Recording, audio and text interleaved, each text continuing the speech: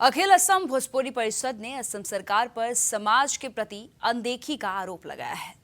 हिंदीभाषी भोजपुरी समाज की अनदेखी पर क्षुब्ध हो उठा है। परिषद असम सरकार के खिलाफ गरजते हुए अखिल असम भोजपुरी परिषद के प्रदेश अध्यक्ष कैलाश गुप्ता का कहना है कि हिंदीभाषी भोजपुरी समाज को असम के बीजेपी सरकार ने लगातार वंचित रखा है और छला है।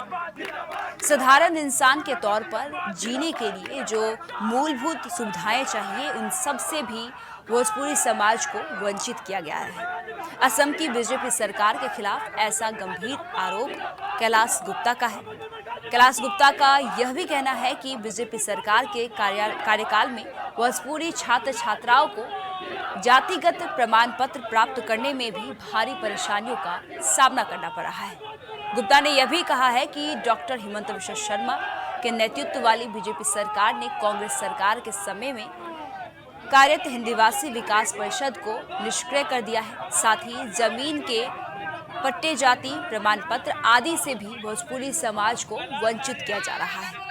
अखिल असम भोजपुरी परिषद की केंद्र समिति के अध्यक्ष कैलाश गुप्ता ने आरोप लगाया है कि बीजेपी ने असम में रहने वाले 36 लाख भोजपुरी लोगों को केवल वोट बैंक के रूप में इस्तेमाल किया है। मार्गिटा में पत्रकारों के सामने आपको बता दें कि भोजपुरी परिषद के केंद्र समिति के अध्यक्ष कैलाश गुप्ता ने यह बातें कही है। हमारे संवाददाता राणा ज्योति न्योग भी वहां पर मौजूद थे, उन्होंने भी संवाद किया है। आइए आपको सुनाते हैं क्या कुछ कहे हैं कैलाश गुप्ता ने।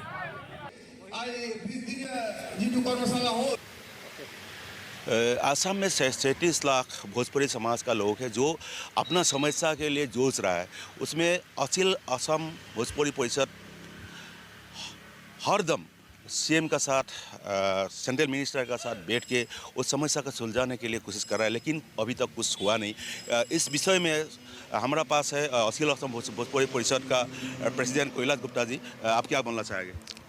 सबसे पहले तो अखिल असम भोजपुरी परिषद के तरफ से असम के माननीय मुख्यमंत्री को मैं धन्यवाद ज्ञापन करता हूं कि बहुत दिनों से विभिन्न जाति जनगोष्ठी, विभिन्न भागा भागी लोगों का बहुत सारा समस्या था। उन समस्याओं का उन्होंने बहुत बखूबी समाधान किया है। लेकिन असम में रह रहे 36 लाख भोजपुरी भाषी अभी भी चिंतित हैं, भयभीत हैं और डरे हुए हैं, और अंदर उनके दुख भी है, अंदर उनके गुस्सा भी है कि आखिर हम तो बांग्लादेशी नहीं हैं, हम तो कोई विदेशी नहीं हैं, फिर भी हमारे समस्याओं को समाधान क्यों नहीं हो रहा है।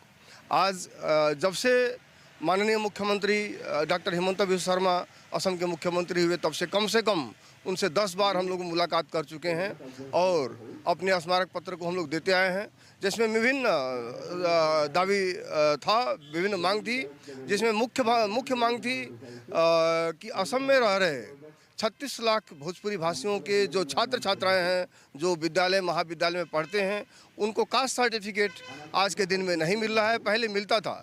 हम अब कोई नई चीज़ का मांग हम लोग नहीं कर रहे हैं। हम लोग जो पुरानी चीज़ जो हम लोग को मिल रही थी, उन्हीं चीज़ों को आज जो बंद कर दिया गया, उसी के बारे में उनसे बार बार हम लोग आवेदन निवेदन करते आए हैं कि कम से कम जो हिंदी भाषी छात्र छात्राएं हैं, उनका जो कास्ट सर्टिफिकेट जो पहले मिलता था, जो 1993 में अमेंडमेंट करके उसको बंद कर दिया गया है, उसको फिर से 1980 का जो भारतवर्ष का जो गजट था, उस गजट के अनुसार जो उनका जाति प्रमाण पत्र है, उसको फिर से पुनः दिया जाए। 1993 का जो संशोधन है, उस संशोधन को, उस बिल को कैंसिल करके पुनः एक नया संशोधन किया जाए और 1980 के जो गजट को लागू किया जाए, ताकि जो असम में हिंदी भाषी जो छात्र छात्राएं हैं, उनको राहत मिले।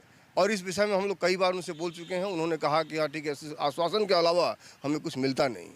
ठीक उसी तरह से 2009 से हम लोग मांग करते चले आ रहे हैं भोजपुरी डेवलपमेंट काउंसिल। उसके बदले कांग्रेस सरकार जाते जाते हमें हिंदी स्पीकिंग डेवलपमेंट काउंसिल उन्होंने दिया, उसका भी हम लोग स्वागत करते हैं। लेकिन आज भी भारतीय जनता पार्टी के समय में, बीजेपी सरकार में, उस हिंदी भाषी उन्नयन परिषद को आज के दिन में लगभग शून्य कर दिया गया है। उसके बारे में कोई जानता भी नहीं है कि उसकी भूमिका क्या है और उसका कार्य क्या है। तो इन सारी समस्याओं से असम में 36 लाख लोग जूझ रहे हैं। असम में आप लोगों को पता है कि ब्रिटिश काल से ही हमारे लोग आए और असम को बनाने में अपना महत्वपूर्ण योगदान दिया। यहाँ चाहे वो खेती का क्षेत्र हो, चाहे वो आर्थिक क्षेत्र हो, चाहे वो शैक्षणिक क्षेत्र हो, विभिन्न क्षेत्रों में हमारे लोगों का बहुत योगदान है असम को बनाने में। और ख़ास तौर से असम में रह रहे जितने 36 लाख भोजपुरी हैं, असम को ही अपना आय, अपना मातृभूमि, अपना कर्मभूमि समझते हैं। ऐसे में ये लोग कहाँ जाएं और क्या करें, इसका प्रश्न तो सिर्फ असम के मुख्यमंत्री ही दे सकते हैं। इसलिए असम के माननीय मुख्यमंत्री से हमारा सीधा सवाल है कि असम के जो 36 लाख भोजपुरी हैं उनका भविष्य क्या होगा। ख़ास तौर से आप देख रहे होंगे कि सदियों से रह रहे वो जिस ज़मीन पर रह रहे हैं उस ज़मीन पर उनका भूमि पट्टा, उनका भूमि का भी अधिकार नहीं है। कास्ट सर्टिफिकेट उनको नहीं मिल रही है। 1996 में अल्पसंख्यक माइनॉरिटी बोर्ड डेवलपमेंट का गठन हुआ, उसमें भी हमारा कोई प्रतिनिधित्व नहीं है। ऐसे बहुत सारे सवाल हैं जो ज्वलंत समस्याएं हैं जिनका समाधान 36 लाख भोजपुरिया चाहता है।